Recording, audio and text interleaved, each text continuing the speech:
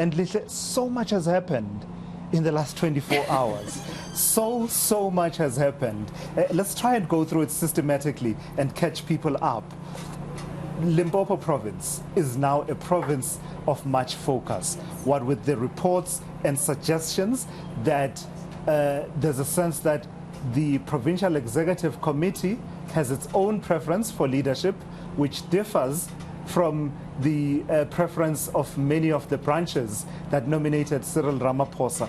In fact, now that's becoming a point of tension among some of the leaders in Limpopo, with the provincial secretary addressing some delegates and saying that we don't have the mandate to change what the branches sent us to come and do here.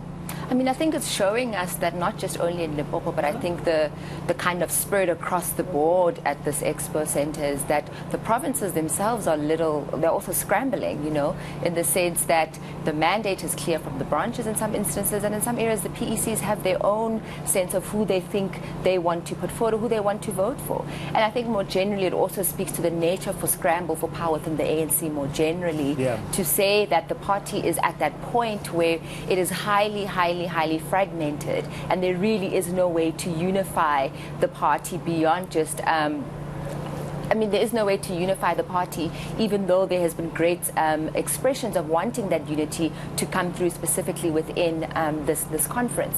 But I think the provinces themselves being so scrambled or fragmented is also showing the sense that the allegiance and the power dynamics between branches and the PCs are also shifting, and the terrain is also shifting. And so that is also to say, what is the power of the delegates within the branches? Do they still have the ability to really give the mandate, or whether or not the PECs have their own agendas and that they are the ones that then can set the tone going forward? And I think Limpopo has expressed this to say that this sort of fragmentation between these two bodies, per se, if we could call them that, is really causing a challenge.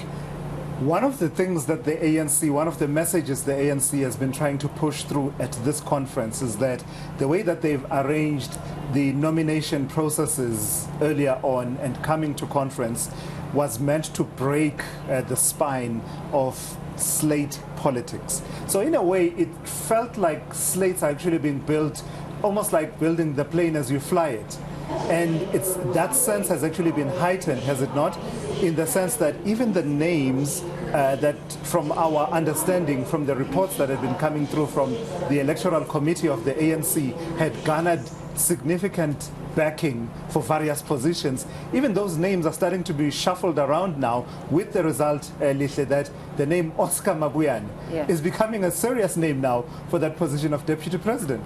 I mean, definitely the problem with the slate is that concessions need to be made, and that if you present a slate and you defer or deter from that slate that was presented or initially agreed upon, then you enter into the terrain of horse trading, to say tit for tat. If I give you this particular point, you need to return the favor or align yourself with a particular person as well. And I think that the insistence of the ANC of trying to move away from slate politics hasn't necessarily worked. I mean, yesterday we were also quite not sure whether it will emerge as a zebra slate, or if there will be a firm Zweli slate that emerges, or a firm current President Cyril Ramaphosa slate that emerges. We've seen that has also collapsed on both sides of the power factions that are contending for the seat of power within the ANC. And again, it speaks to what are the kinds of concessions that each slate is willing to make, and the scramble, I think, for resources also becomes part of the conversation, to say what kind of resource trading and concessions are being made, not only in relation to the power within the party, but also has implications for what happens in 2024 as well.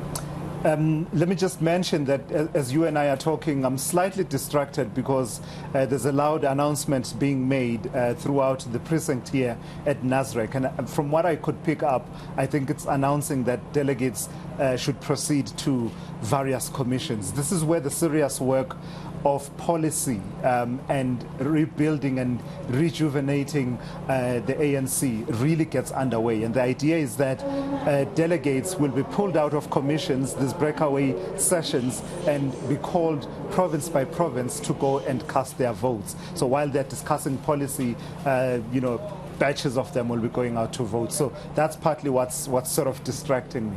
But let's talk about Zweli Mkhize's moves for the presidency. it took on a familiar style and tone last night or yesterday, let me say, with that caucus on the sidelines.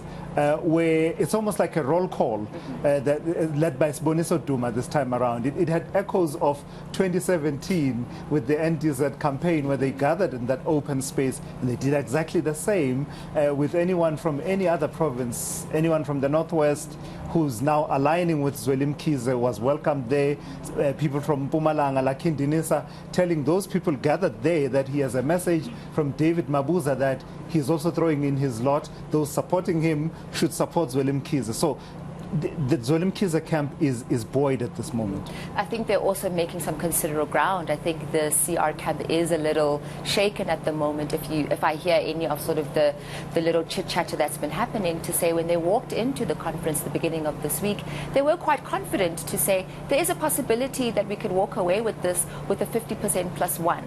However, now I think they are in that terrain of not being sure about whether or not they'll be able to secure this. And the Zweli camp is making some serious inroads, and the different kinds of expressions that are being made by the different provinces, but also the different commitments or shows of support that are being made by members of the NEC that are not part of sort of the outgoing NEC members rather, that are not part of sort of the formal slates, but have quite a lot of sway within their respective provinces. And so the DD pronouncement, I think, is one that's also very, very strategic for the Zweli camp, and I'm hopeful to see if that will hold much sway. Yeah, because part of the reading, of course, of why people like Nkosazana Dlamini Zuma, for example, didn't accept nomination is a reading that says not only do you see the numbers, that perhaps the numbers are not on my side, but actually it might be a consolidation move that then says those who supported me, I'm out, but actually here's a candidate you can actually support.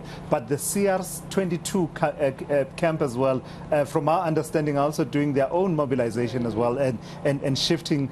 Talk to me about what we understand to be the position around Ronald Lamula, someone who was making a move for the deputy presidency, but as we said, that seems to be changing as well at that position. Definitely, and part of the Ramola interest, I think, not only within the party but within the public more generally, that it was signaling the kind of intergenerational shift in leadership, right? To say that we are moving into the terrain where we can see a new crop of leaders emerging. I think the DP spot for Ronald was something that a lot of us as young people in South Africa were seeing, sort of signaling the hope of a shift in the organization. However, then the party politics start to emerge to say that who are you willing to remove from the slate in order to get the CR camp to be able to consolidate the number of voters and not to have a shift in the voter amount that is available to your camp. And I think Ramola then becomes that sacrificial lamb. However, his response, which I've heard, is that he's not quite prepared to let that go yet. And I think that contestation, I think, will also emerge in the voting process should he still want to stand for it. And I want to move to a quick break, Lihle, but I can't do that until we've mentioned Paul Mashatile, because the reason why the maneuvers that have happened are so dramatic is that if you were to read based purely on the report of Kgalema Motlante's electoral committee ahead of conference, he had reason to feel confident that this thing is in the bag, this deputy president position, and many were aligning him with, the slate that is not necessarily the slate of Zweli Mkhize, if not firmly putting him in the CR22 slate. But the conversation is that, if you are talking about Oscar Mabuyane for that position, you are not talking about Paul Mashatile. Definitely. I think that kind of movement is very, very interesting, given that, over the last couple of days, people have been talking that Paul Mashatile has emerged as some sort of chameleon, or political chameleon, in the sense that not entirely sure where his position is going to be and where he's going to land within the two slates. And of course, the outcome will be at the ballot. But I think the conversation that is being had in terms of concessions being made will be what will determine where he lands.